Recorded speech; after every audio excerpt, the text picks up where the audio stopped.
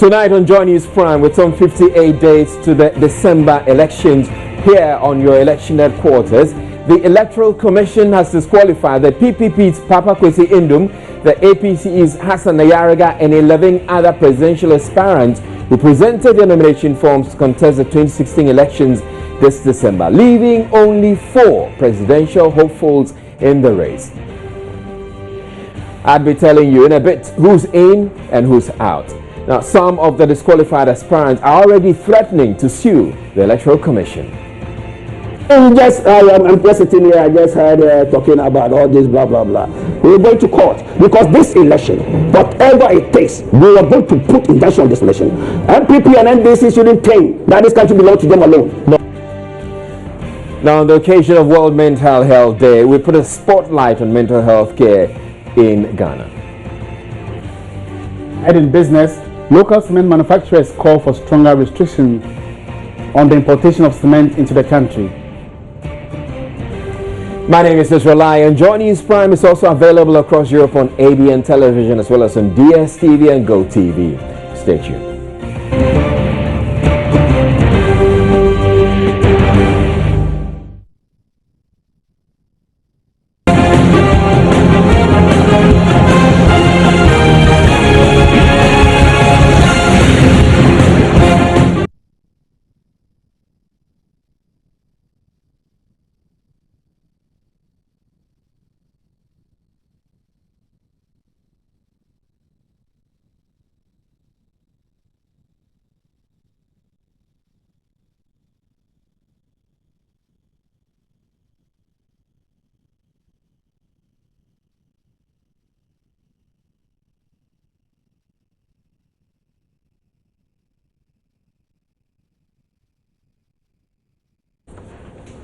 Now, there will be only 4 presidential candidates on the ballot for the 2016 election. This follows the disqualification of as many as 13 of the aspirants who filed their nomination papers with the Electoral Commission. I will shortly take you through the list of accepted and rejected aspirants. But first, here was what happened on Monday. All the aspirants were required to present a banker's draft of the 50,000 Ghana cedis filing fee to the EC, and most of them met the 12 noon deadline. A few hours later, however, the EC convened a news conference to announce the successful aspirants and those who failed. Now, for those who qualified and who will not be making it on to the ballot from the 2016 elections, I'll be bringing you all those details. But here are those who failed. Hassan Ayariga of the APC has been disqualified. Now, Dr. Papa Kwesi Indum of the Progressive People's Party has also been disqualified. The other disqualified hopeful is Dr. Edward Mahama of the People's National Convention. And the NDP and former First Lady Nana Konadu Rawlings has also been disqualified. Ikea Donko of the Ghana Freedom Party is also disqualified. Same as Dr. Henry Latte of the GCPP. And then Kofi Akpalu of the INPP. Kwame Esiedu Walker, the independent candidate, he has been disqualified as well. And the others are Akwesi Adayo Dike of the UFP.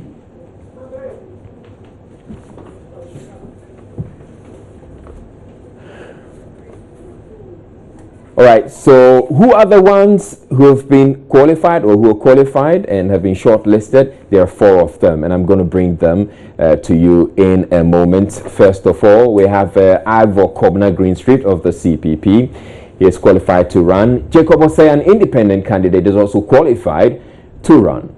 And then President John Mahama of the National Democratic Congress is also qualified to run. And then Nana Akufo-Addo of the NPP is also qualified to run. Now, Malik Dabu of our political desk, he has joined me now with details as to why the 13 have been rejected. What are the reasons why they have been rejected? He has all those details. Good evening to you. Good evening. Malik is also editor of myjoyonline.com. Now, tell us why these people have been disqualified. And let's go back to the top of the list, if you may, and let's take them through the various people who have been disqualified. Let's take Hassan Ayariga. Well, Hassan Ayariga is one of those guys who were disqualified. One himself, that he failed to provide adequate addresses to his residents. It's one of the things that has been cited against him. Right. I mean, he must come from a certain constituency. He failed to give addresses, adequate addresses to where he hails from in the forms, which is a requirement in the forms, and this is under section 7.2 of the CI 94, and this is the CI, the constitutional instrument that is guiding the conduct of this year's election. You know that every year the EC goes to Parliament and passes a CI, a constitutional instrument that determines the regulations that will guide the conduct of any particular election. This year's one was CI 94, and according to the CI 94, as a presidential candidate, he was supposed to give adequate addressing to his where he hails from, and he couldn't quite do that. Beyond that, there were also some of the people who endorsed his documents. Some of them were proven to be not registered voters. They were not registered voters, really? And yet they endorsed him. In fact, one person actually endorsed him and endorsed another candidate as well. So it was one of the things. If they are not registered voters, are they not supposed to show the voter ID card and details on the form? You can't be a registered voter. We are not a valid voter. For example, in one of the instances, there's this person who was involved in multiple registration, and you know that by the electoral laws that is an offense. Right. If you are caught engaged in multiple registration, you are banned from voting for at least 2 elections. So for any such persons, they are disqualified from participating in this year's election, and to that extent they cannot be seen to be endorsing a person's candidate when they don't have bona fide right to vote. Right. And are those the only 2 reasons why he was? Yes, those are in substance. Rejected. Those are the 2 all right, reasons. so let's go to the PPP's flag bearer, Dr. Papa Kwesi Nduom. Unfortunately, PPP's case is simply this. There is this guy, Richard Aseda, and Richard Aseda is somebody who endorsed the PPP's forms, Papa Kwesi Nduom's nomination forms, as a voter from the central region. At the same time, this Richard Aseda also endorsed the forms as a voter from the Volta region. So you can't have one person who is a voter in 2 different regions and endorsing your nomination forms as a subscriber in one region and a subscriber in another region. Right. So the EC's case is that this guy, this Richard Aseda, has been found to be a registered voter in the Volta region. For some reason, he's also endorsed the nomination forms from the central region. So on the basis of that, he was disqualified. Was that the only reason? Yes, that was in substance. That was the only reason they cited. All right, so let's go on to the other presidential hopefuls who are rejected. Nana Kunedu Agyemang Rawlings of the National Democratic Party. And Nana Kunedu's case is just like the other ones. You have a candidate who, and it was in her case that this issue came about, as somebody who has been stopped from voting because this person has engaged in multiple voting, and to that extent is not qualified to be a voter in this year's election, and yet you have this person endorse her form. So on the basis of that, she was disqualified. All right, and then there were a few others who were also disqualified. There were 14-year-old. Yes. Yeah. So if we take Ekwe-Donko, for example, and hers is comic relief, as Evans would put it, because she herself, according to the EC chairperson Charlotte Osei, she in her document appended 3 different signatures to her documents. So when you have a presidential candidate using 3 different signatures, on which one is the Electoral Commission going to rely? Beyond that, she tendered in a vice presidential candidate, that's her running mate, whose date of birth was given as, I think, 15th October 1998.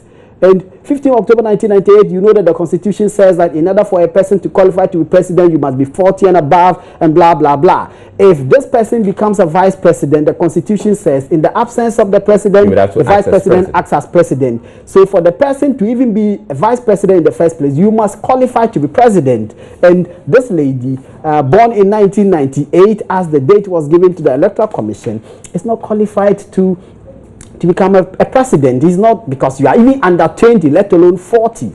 Beyond that, there were many other things that her own address, the address to her own residence, were of doubtful character. Other people who endorsed her documents were not proven to be valid voters and all of that. Some of the forms were not even completed. On the basis of that, Ekwe-Adonkor was also disqualified. Right, so for Madam Ekwe-Adonkor, I was hoping that probably she was just going to use a thumbprint. And if she had used a thumbprint, she wouldn't have had the problem.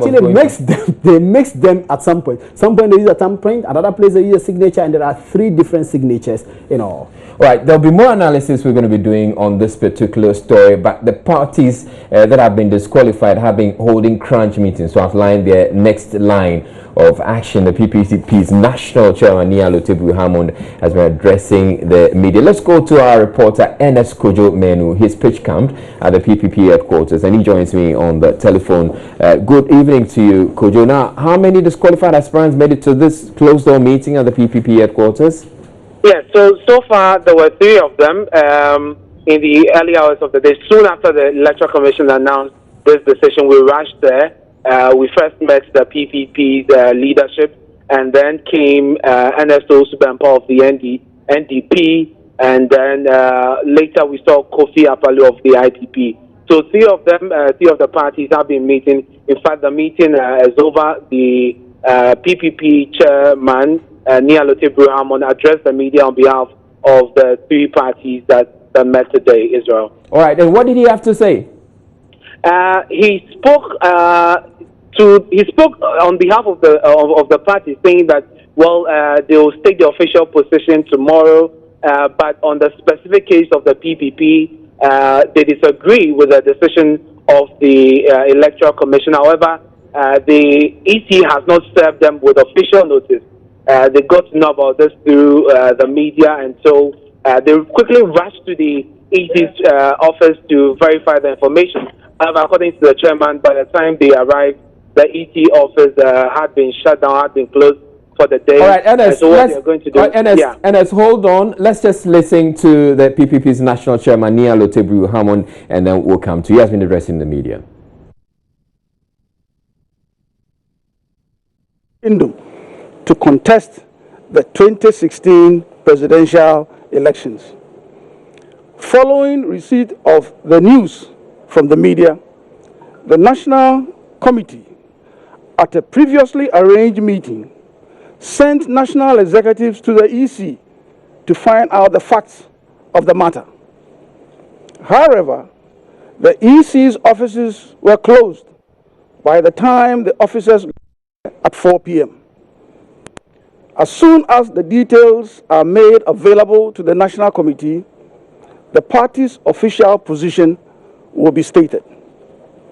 We wish to assure the rank and file of the Progressive People's Party, sympathizers and supporters to remain calm while leadership gets to the bottom of the matter. We wish to make it clear that the alleged inability of the EC to accept the presidential forms does not affect our parliamentary candidates. As of now, we have not received any official communication from the EC. Thank you.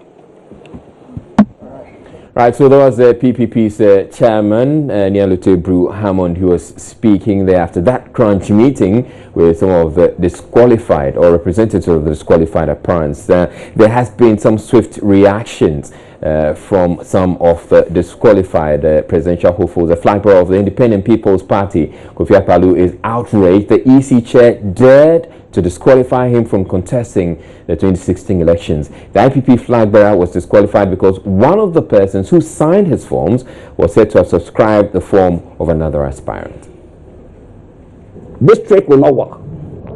This trick will not work. That is why when you want to submit your listing early, for them to go through, and if they spot any issue, then they send back to you to go and make that amendment. Are you okay? So she cannot say somewhere. That is why there's time on when you receive it. Since this criminal thing that he's talking about is bullshit. He shouldn't even try. And you sorry for my words. Yes. Sorry for my words. Yeah. I'm sorry for the exactly. Kind of I was just going to ask you to apologize. Yeah, I'm sorry. But so what do you intend to do now? Oh, I'm just sitting here. I just heard talking about all this blah blah blah. We're going to court because this election, whatever it takes, we are going to put injunction on this election.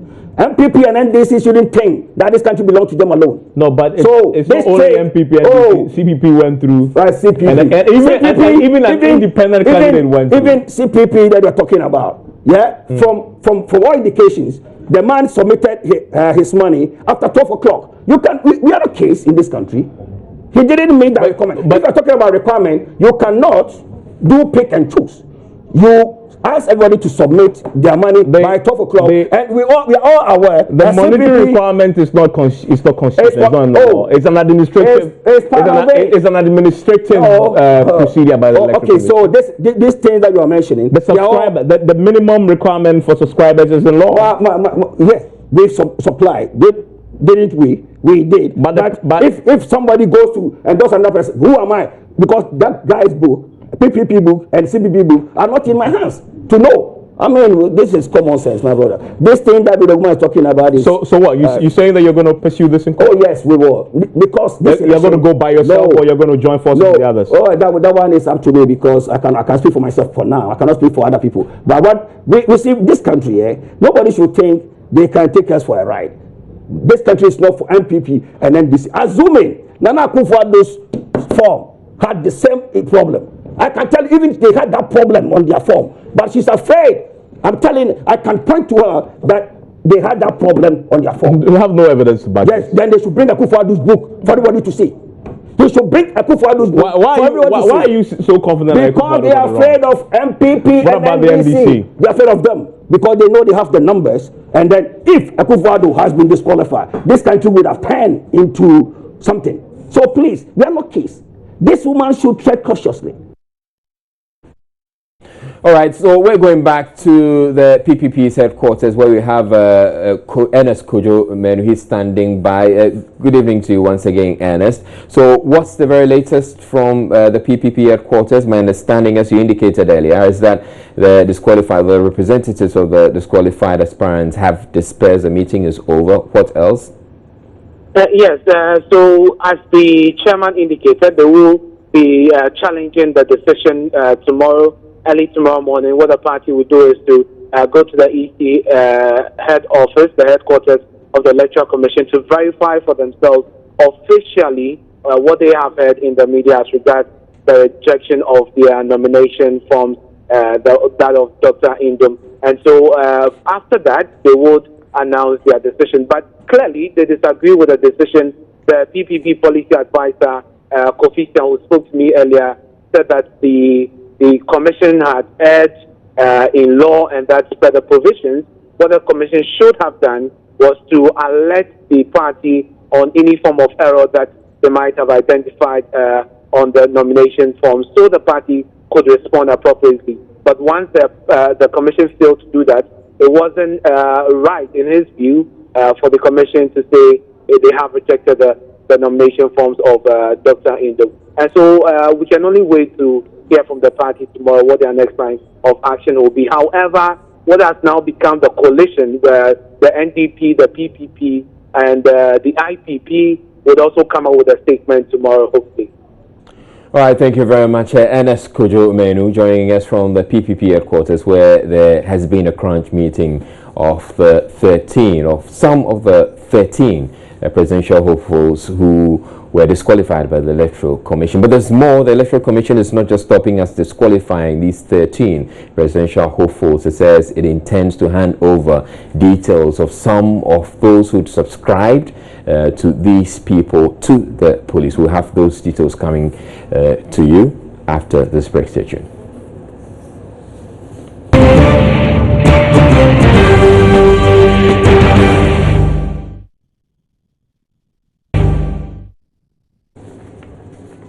All right, you're welcome back to Joy News Prime. And just by way of recap, the Electoral Commission has disqualified the PPP's Dr. Papa Kwesi Indom, the APC's Hassan Ayarga, and 11 other presidential aspirants who presented their nomination forms to contest the 2016 elections this December. Now, it means essentially that it leaves only 4 of the presidential hopefuls in the 2016 race, and 4 of them are the NDC's President John Dramani Mahama, the MPPs Nana Addo Dankwa Akufo-Addo, and then we also have the one independent candidate, Jacob Osei. He's also running, and then the CPP's Ivor Kobna Greenstreet. So these are the 4 who are going to be running. Now, the Electoral Commission disqualified the 13 for various reasons. Now, it says it is not, the EC says it is not stopping as just disqualifying these 13 presidential hopefuls. It says it plans to hand over those who signed more than 1 form or to the police for possible fraud. The EC chair at a news conference on Monday explained that subscribers in some instances signed a nomination form for more than 1 nominee using different signatures. Joy News' Joseph Akable has more on the day's events at the Electoral Commission. Activities for the day commence with the Commission receiving filing fee from presidential nominees. The GFP Sekou Adonko was the first to present a fee, followed closely by Akwesi Ade Odike of the UPP, Kwabena G of the RPD. MPP's Director of Elections, Martin A.J. Mensah-Kosa, presented on behalf of the party's flag bearer, Nana Addo Dankwa Akufo-Addo. NDC General Secretary Johnson Esiedu Nketia presented a fee on behalf of President John Dramani Mahama, followed by Dr. Henry Light of the GCPP and independent nominee Jacob Osei-Yeboah. IPP presidential nominee Kofi Akpaloo arrived surprisingly with cash in a jute bag rather than the banker's draft requested by the EC. The commission rejected the money, after which Mr. Akpaloo presented a banker's draft of 50,000 for the presidential portfolio. He, however, failed to present a banker's draft for the party's 23 parliamentary nominees. The IPP flag bearer is, however, threatening to sue the EC for rejecting the cash he offered. Those we use cash to pay goods and services in Ghana. So I don't see anything wrong. So as they are not dollars, they are not safer, they are not naira, and they are Ghana city. It should be accepted by any institution. Nobody. No. How will you feel? How will you feel if you carry cash to go and buy something at the shop and they decided not to pick it? How will you feel? Are we saying Ghana city doesn't work any longer? So will you be coming back with the bank? Yes. I've sent my guys to go to the bank and compare it to the check they want. Why didn't you do that earlier? Yeah, because we came from Kumasi. Because that's where our head office is. So we have to travel all the way from Kumasi. By the time we got here, it was 20 minutes to 12 o'clock. And not too much because we can't go to the bank and do that. You could communicate with the EC on that. I sent them a text message yesterday. So why didn't they didn't reply? So to my text, so I have to quickly rush here. So why didn't you do it in Kumasi? No, my brother, I collected the money and then want me to go and waste time. I don't collected the money from. You collected the money from so many people. So many people because so many people gave me the money. The CPP team led by party chairman arrived about 2 minutes to the 12 noon deadline, but without a filing fee. They, however, managed to present it eventually. The moment many had not anticipated came at 3 p.m. when EC Chair Charlotte Osei announced that as many as 13 nominees who presented a form to the commission had their forms rejected for various reasons, adding that those who have committed electoral offences on the forms of nominees won't go scot-free. As stated earlier, again, the signatures on the forms of these voters on Dr. Mahama's forms are different from the ones on Dr. Ayariga's forms. This again raises questions as to the legitimacy of those signatures, and we will be referring the matter of the possible forgeries of these signatures to the Ghana Police Service and the Attorney General for investigation and prosecution in line with the law. Speaking to Joy News afterwards, PPP National Secretary Murtala Mohammed said the party will decide the next line of action once it officially receives a letter from the EC explaining the reasons for rejection. The PPP still doesn't know the reason why it has been disqualified. So whatever adjective I'm going to describe about our feeling now won't solve any problem. As far as I'm concerned, when I was filing my nomination forms, I submitted it to EC. So when the EC is disqualifying me, it is fair that it gives me the reason why it is disqualifying me, not to tell the media, and now you are asking me, I don't know. As I speak to you, I don't know why I'm disqualified. I came for the reasons. They don't even have it. They are telling me they will send it through my email. So I'm still waiting until I have the reasons. I have nothing to say. I don't think the party can even have an opinion. Right, you're still watching Joy News Prime, and I have Malik Dabu with the political desk still here with me in the studio. We're going to be doing some analysis on what's been happening, get a better understanding of it. So, Malik, it's interesting. Whilst the EC chairperson was talking, she made reference to the fact that there was one individual who signed for the PNC's Dr. Edward Mahama and also signed for Hassan Ayariga on Hassan Ayariga's forms, except that he used two different signatures. There must be some connection because the Hassan Ayariga is actually coming out of the PNCs. So probably he was using the PNC structure, so trying to take advantage of the PNC structures to do this. Yes, I mean, it's interesting, but not surprising, because as you pointed out, Hassan Ayariga was a presidential candidate of the PNC in the 2012 elections.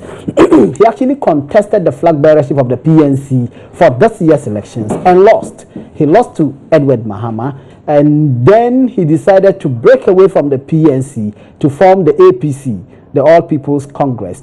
And when he was forming this party, there was rancor within the PNC, and there were many people who were angry because they believed that he was trying to use money to lure some of the members of the PNC into his APC.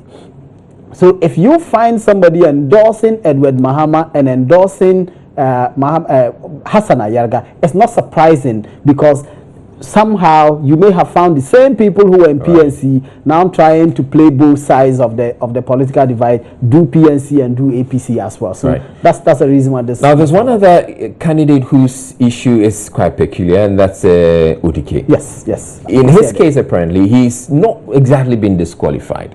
He's just his candidature or his nomination is essentially being suspended or put on hold. He's on the cusp of disqualification. The reason his case is what it is that some people went to court seeking an order restraining the EC from accepting his nomination forms and clearing him to contest the presidential elections. So what the EC chairperson said was, we will hold off for now and give him up to 14th October to sort out these legal processes, because the EC has been served with the processes that have been filed in court. If by the 14th he's unable to clear this legal hurdle, i.e. either get the persons who went to court to file this case to withdraw it and provide evidence of same to the Electoral Commission, on the basis of who the EC will now assess his documents and see whether he meets the criteria in order that they can accept him, or if by the 14th he's unable to clear this legal hurdle, they would declare him unfit and unqualified because he has a case hanging around his neck. All right, and now let's then come to the grounds on which these disqualified aspirants are saying that they want to go to court. Do they have any basis at all? They have some basis. For example, if somebody submit nomination forms, for example, and the EC finds, and this is their argument, the EC finds that one person has endorsed both candidates' forms. Take the PNC and the APC, for example. If you have one person signing both, the parties would not have known. If that's the only infraction on the basis of which the EC founded its decision to disqualify them, their case is natural justice requires that you cannot condemn a man until you have given him a fair hearing. If you find the EC the custodian of all the electoral material, it's only the EC that can determine that somebody is not a registered voter or somebody has committed an infraction, as in the case of Nana Kwenedu, and therefore that person has been banned from voting. It's only the EC that has that information. If the EC finds that this person who is not qualified to vote has endorsed another person's form, what the EC should do, natural justice, call the Nana Kwenedu and her party and tell them that this person who has endorsed your form, we have found out in our system that this person is not qualified. You either go and change this person or we will disqualify you. In the absence of that, their argument is the EC did not deal fairly with them, and the EC didn't respect the rules of natural justice and didn't give them the right of hearing to that extent, and this is the argument that many of them are making, on the basis of which they say they are going to court. Right, thank you very much, Malik Dabu. So, well, the various disqualified aspirants are indicating that they intend to go to court, and so it means certainly that we haven't heard the very last of this, and we're going to be following all the reactions and bringing all the reactions as and when they become available. But you stay tuned to Joy News and all our platforms. The election headquarters will bring you updates as and when they become available. But also, we're going to make available the detailed reasons for the disqualification of 13 or so on our Facebook page. So you can go there and get to read for yourself and find out why these people were disqualified. It's also going to be available at myjoyonline.com. Some of they're actually there. If you go to My Joy Online and see the lead story, you will find each candidate and the reasons that were assigned by the EC for disqualifying them, and then you can read them for your own understanding. Certainly. So if you want to read more, that's where you can go for more. We're taking a break at this point, but we're bringing you business news after the break. Please stay tuned. Hey, welcome back to Joy News Prime, and thank you to the business team for bringing us all the business news. Now on to other stories. The state of Ghana's mental health care system leads much to be desired. Lack of legislation has left facilities in tatters unable to feed patients or give them a decent place to sleep and recuperate. The situation has made healthcare delivery at mental hospitals unattractive and excluded thousands loitering the street with one mental ailment or the other. As the world marks Mental Health Week, Joy News' Beryl Richter puts the spotlight on conditions in psychiatric homes and quality of caregiving. Different kinds of distressing events happen in the world, such as wars, natural disasters, accidents, fires, and so on. Individuals, families, or entire communities may be affected. In fact, psychologists have established that a person's reaction to an event is dependent on many factors. Mental health disorder accounts for 14% of the global burden of diseases. Despite this, mental health care has only been recognized as a global priority in the last decade. In developing countries such as Ghana, where poverty, social marginalization, injustice, tragedies, and disasters, which form the basis of the daily hustle of majority of people, mental health disorders is very common. In Ghana, mental health services are clustered in the south, where the 3 main psychiatric hospitals are located. Problems of human resources, medicines, funding, and human rights abuses are common. A Mental Health Act, which is expected to deal with this situation, is yet to be fully implemented. Dr. Akwesi Osei is the Chief Executive of the Mental Health Authority. Generally, we've not given proper attention, we've not given adequate priority. It's not been on the front burner, it's always been pushed to the back burner. And when you've considered all other issues and there is any consideration left, then we remember that mental health is also an issue. And yet we know that there is no health without mental health. We need to cry and cry and cry before we get something to feed the patients, something which should have been just a normal situation. But there's a whole component, whole lot of mental health care that has to do with social well-being, psychological well-being. And so we have, even to date, we don't have established posts for counselors, for psychotherapists, for family counselors, and the like. Medical Director at the Accra Psychiatric Hospital, Dr. Pina Manapal, has also expressed worry about the situation. According to her, little attention has been paid to mental health in the country, and smooth running of mental health care is dependent on the passage of the legislative instrument, which will provide the funding mechanism for the Mental Health Fund. Up till now, the LI has not been passed. We are pleading with the government or the parliament to pass the LI, because if they do that, then it establishes the mental health fund for us to operate with, because it gives they'll give a levy for the mental health fund, and therefore we are assured that every month at least something is coming into the fund. Also, Medical Director at the Pantan Hospital, Dr. Frank Banning, revealed that the hospital has not received its budgetary allocation from government in the last 3 years.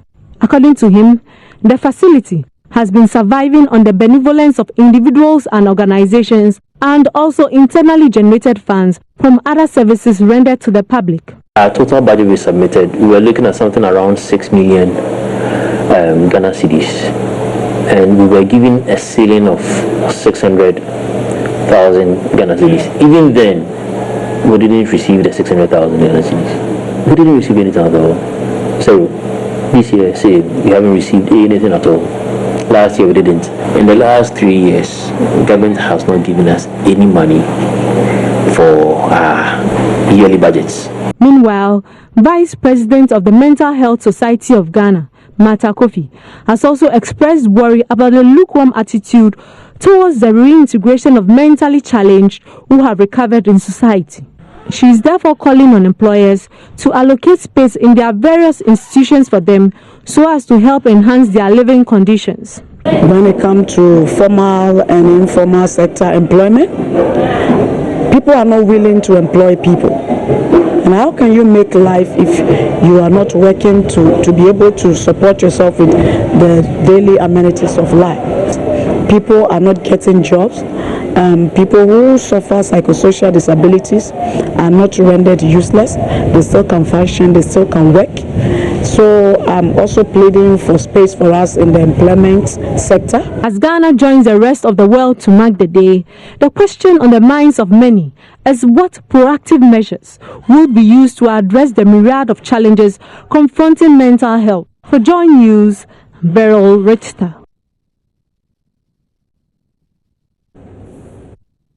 Now, pass the Mental Health Act into law now. That's a chorus of health practitioners to Parliament as a delay in passage is affecting the effective healthcare delivery to mental health patients. At the launch of that Mental Health Day in Accra, the caregivers are asking government to put premium on providing the best care for such patients to restore their dignity. And Odame was there for Joy News. Entering into a facility like this, the Accra Psychiatric Hospital, triggers a stigma. But do you know that out of every 5 people, 1 person is likely to suffer from or is already suffering from one mentally ill disease or the other? Chairperson of the Christian Health Providers Association, Kwame Yabua, explains further. It is estimated that mental health problems account for about 14% of global burden of disease. It is also estimated that about 450 million people worldwide are affected by mental health problems at any given time. And approximately 20% of total disability burden of ill health could be directly attributed to mental health. And when you translate it in economic terms, the cost of mental health is conservatively estimated to account for about 3 to 4% of GDP in the European Union. That's a global perspective. What is the effect of all of this on the healthcare giver? Emmanuel Fabry here has all the answers. Just 3 days ago, a colleague of mine was physically assaulted by a patient. Why? Just because of medication issue. So he just attacked him and actually gave him a big cut. And the only thing that can be given to the staff of mine was just some days off. Because there's nothing like risk allowance, there's nothing like insurance package for staff working in a psychiatric home. So as a caregiver, it becomes very difficult when you come and you don't have the logistics. You're unable to give your all, and in the long run, it goes on to affect the vulnerable patient, which is no fault of theirs.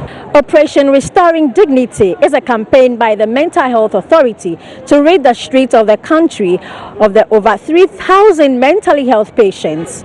This will be done in the next 5 years. What will be the criteria? We go onto the streets, pick up 5 people, and then we bring them in and treat them. We clean them up, treat them, and sometimes they are physically ill and all that. We send them to the hospital, and then when we finish, or when they are well enough, we take information from them and then send them back into their into the community. Watching Joy News from once again break, we bring you international news next. Watching Joy News Prime Time now for a recap of our top stories. The Electoral Commission has disqualified the PPP's Papa Kwesi Indum, the APC's Hassan Ayariga, and 10 other presidential aspirants who presented their nomination forms to contest the 2016 elections this December, leaving only 4 presidential hopefuls in the race. Now, some of the disqualified aspirants are already threatening to sue the Electoral Commission. I'm just sitting here, I just heard talking about all this blah blah blah. We're going to court because this election, whatever it takes, we are going to put injunction on this election.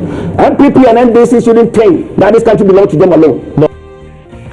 On the occasion of World Mental Health Day, we put a spotlight on mental health care in Ghana. And in business, local cement manufacturers are calling for stronger restrictions on the importation of cement into the country.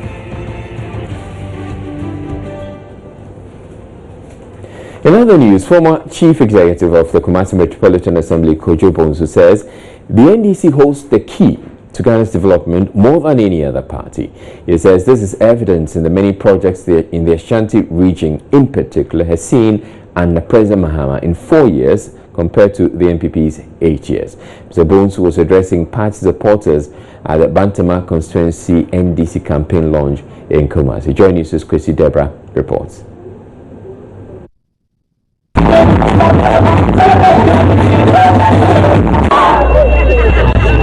The former mayor of Kumasi cites the KGTR Central Market Development Project, satellite markets at Asawase, Old Tafo, and other places.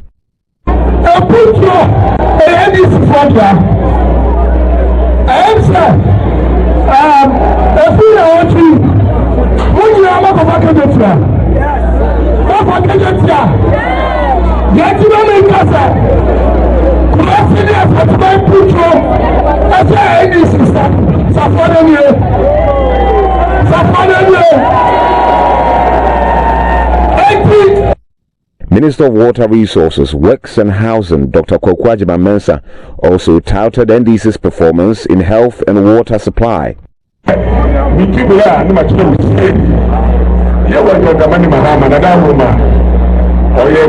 for Health, and actually what you call resources, Works and Housing. And doing things, ministries to be, and more than share, and minister and therefore, the Bible for and your man, you are John Mahama, why Ama Asantuma in Vienna, Sausha Apunia, I just was the co meeting here, we will meet now. But for watching about this, and Pietina Asantuma, the regional hospital, any was that my multi regional people who must say, I know anything we are. The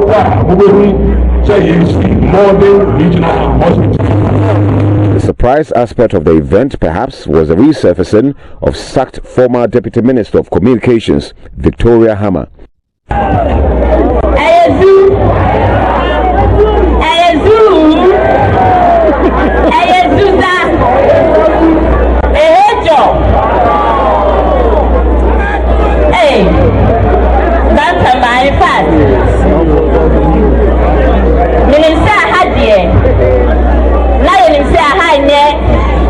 NDC Epro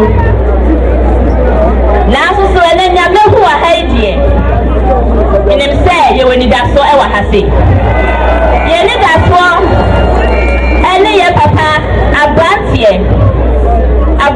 no who you say Papa John Mahama. Ashanti Regional Deputy Minister Andy Osei Okra officially introduced the campaign team. Deputy Minister for Water Resources, Works and Housing, Samuel Duse, who is also NDC parliamentary candidate for Bantama, leads the charge.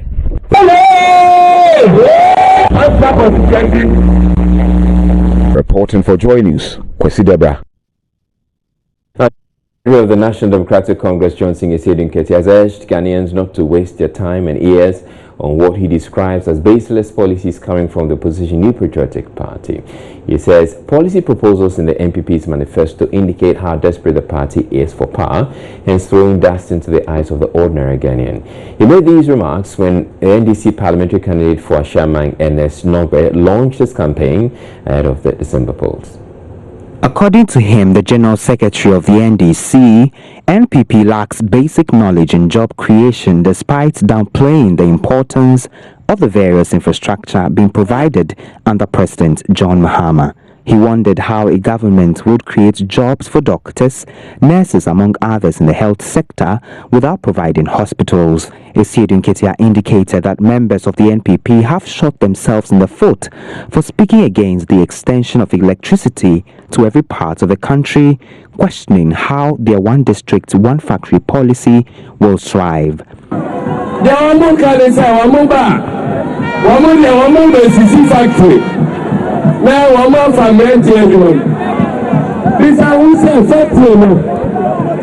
They are saying if they come, they would build factories.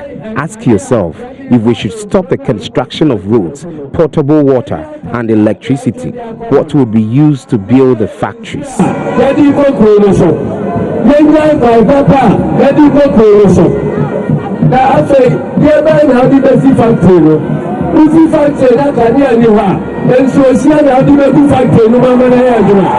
Vice Chairperson of NDC, Anita Desuso, says figures from the Ghana Statistical Service on employment vindicates the NDC government on job creation claims. Ghana Statistical Service indicates that during the NDC tenure, unemployment rate was 5.9 and that of the NPP was 8.8. In 2005, it was 12.9. Meanwhile, NDC parliamentary candidate for the Ashaiman constituency, Ernest Nogbe, asked his constituents to vote massively for the party in order to continue developmental projects in the constituency. When somebody comes to you and tells you that when you elect him in the power, he will do A or B, tell the person that somebody is doing the A or B for you already. Now, the campaign trail in the political season is characterized by speeches, fanfare, and Jama songs. But as Joy News' Latif Idris found out on the campaign trail of the flag bearer of the New Patriotic Party, there's a new trend gradually creeping in, particularly with ladies. Some ladies in the fold of the opposition party actually wear hot pants. Yes, hot pants, to follow the presidential candidate, just to woo those who care to pay attention to them. For the reasons, find out more in this report.